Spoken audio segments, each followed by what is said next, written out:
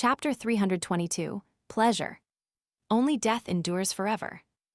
Lumion and Jenna struggled to grasp the gravity of the situation unfolding before them.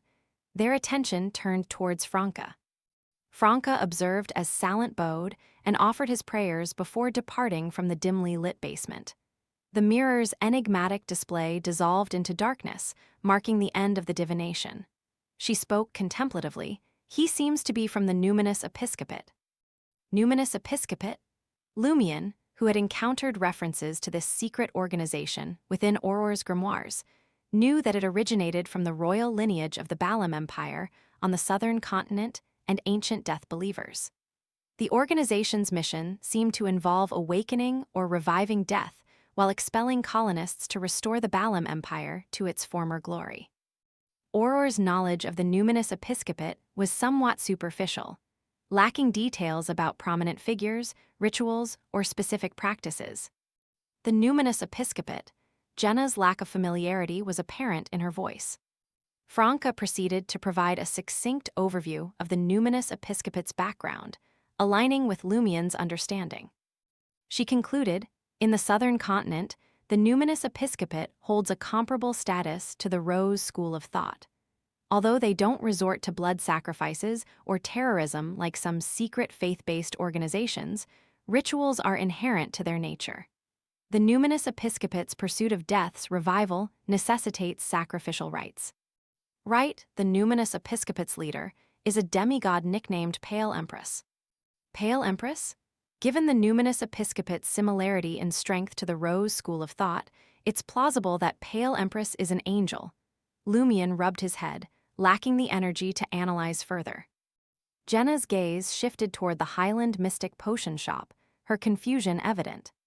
Why would the shop owner, an Intijan, join the Numinous Episcopate? The Numinous Episcopate's goal was to eradicate colonists and rebuild the Balam Empire. Intis was one of the colonial powers established in West Balam. Salent, though having lived in the southern continent for over a decade and reaping the rewards of being an Intijan, found himself in a puzzling predicament. His allegiance to the Numinous Episcopate, despite these benefits, raised questions. Salent wasn't one of the lowest-class denizens of Trier like Jenna, who didn't have a clear concept of colonial interests. Franca muttered, "Who knows? Numerous possibilities exist. Enforced conversion after being captured, manipulation by mysterious forces, gradual enticement with escalating benefits leading to devout belief, or a transformative experience thanks to being rescued by a kind death believer. In any case, the Numinous Episcopate displays cunning by employing a genuine northern continent native to operate a mystical potion shop, peddle mummies, and act as an inconspicuous spy. Their strategy appears well orchestrated, defying easy suspicion.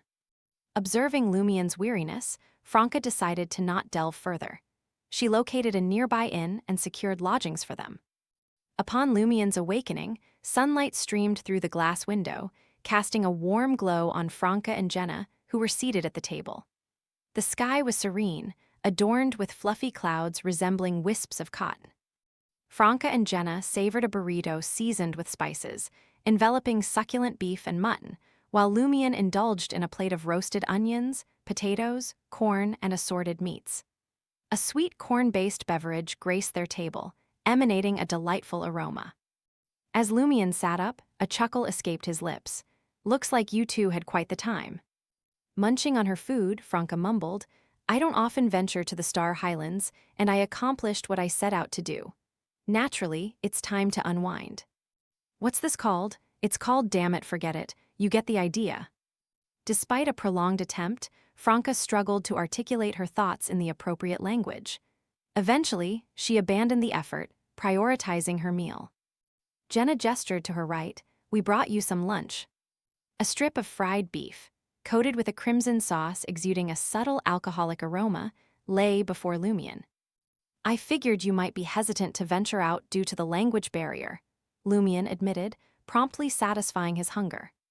He had previously realized that only a minority of the locals understood Intijan, and even then, only on a basic level for rudimentary communication. Franca, swallowing a bite of burrito, sipped on a cup of steaming corn juice. Body language is universal. Jenna added with a grin, Franca's gestures are truly something to behold. She even mimics pig squeals, cow moos, and sheep bleats to communicate her meat preferences to vendors unfamiliar with Intision. Yet, the nobles here are a departure from my expectations. They appear more akin to northern continent counterparts than their southern continent peers. In this relaxed ambience, the trio enjoyed a leisurely lunch, recounting their escapades as if they were on an authentic holiday. Under the cover of night, within the Le Marché du Quartier du Gentleman district, nestled at Riss Docks, an abandoned building stood, a site Lumion had previously set ablaze. Cognizant of the potential disturbances that advancements within an apartment might trigger among nearby residents, Franca heeded Lumion's advice and selected this vacant location. Promptly erecting a wall of spirituality, Franca collected the ashes of the incinerated mummy, thanks to Lumion, along with the other requisite ingredients. Meanwhile, Lumion and Jenna maintained a careful distance, intently observing as Franca adroitly mixed the ingredients and consumed the potion. A brief hush enveloped the scene, then Franca's visage twisted in anguish. Almost instantly, her flaxen hair, formerly bound in a ponytail, broke free of its constraints. Propelled by an invisible force, the hair drifted and extended, resembling a radiant web expanding in all directions. More ethereal strands emerged, dense and elongated. Swiftly, they populated the space embraced by the wall of spirituality, fashioning a spectral woodland of filaments. Once again, Jenna bore witness to the mystifying and surreal attributes of the potion. While obscured by the burgeoning hair, alongside Lumion, she patiently awaited the anomaly to subside. Whether this passage of time spanned dozens of seconds or stretched beyond 2 minutes, the ethereal flaxen hair finally withdrew, returning to Franca's form. With a jubilant countenance, Franca pivoted to face her companions, her limpid eyes radiating contentment. Everything went quite seamlessly. I'm anticipating future advancements to be quite cumbersome and challenging. Curiously, Jenna found Franca's flowery blouse and off-white breeches harmonizing impeccably with her demeanor for the first time. The attire seemed to accentuate an ineffable allure, evoking a blush and a warmth in Jenna's ears, despite her own femininity. On the other hand, Lumion experienced an unfamiliar and unwanted warmth and reaction. As Franca acclimated to the powers of the demoness of pleasure, Lumion and Jenna's racing hearts eventually steadied, restoring a semblance of normality. Concluding their task and dismantling the spiritual barrier, Franca rejoined them, sporting a radiant smile. Her eyes shimmered akin to a lake glinting with reflected light. How much of an improvement are we talking about? Lumion posed a direct question. A rough comprehension of the situation would facilitate better teamwork. Franca's eyes danced playfully as she responded, a grin adorning her face. Take a guess. I'm not a demoness, how can I guess? Lumion's retort barely left his lips before he frowned. An intangible force had coiled around his legs and body. Then, with a sudden rush, Lumion's form was engulfed in crimson flames that erupted from within him, engulfing the enigmatic threads. Only now did Lumion and Jenna perceive the intangible tendrils, tinted in fiery hues resembling translucent spider silk. Amidst her amusement, Franca inquired of Lumion and Jenna with a mischievous glint, "Do you understand now? Perhaps you'd like to explore another." "No. No need." In unison, Jenna and Lumion retorted, their voices echoing their apprehension. Franca maintained her smile, suggesting, "Are you truly certain you don't wish to give it a try? I assure you, a mere touch can envelop you in true pleasure." "Damn it," Jenna instinctively retreated a step, her expletive punctuating her reaction. Lumion regarded Franca, grappling with whether she was indeed teasing him or harboring some genuine intent. Yes, the target should be Jenna. I can't rule out the possibility of using simple contact to embarrass me.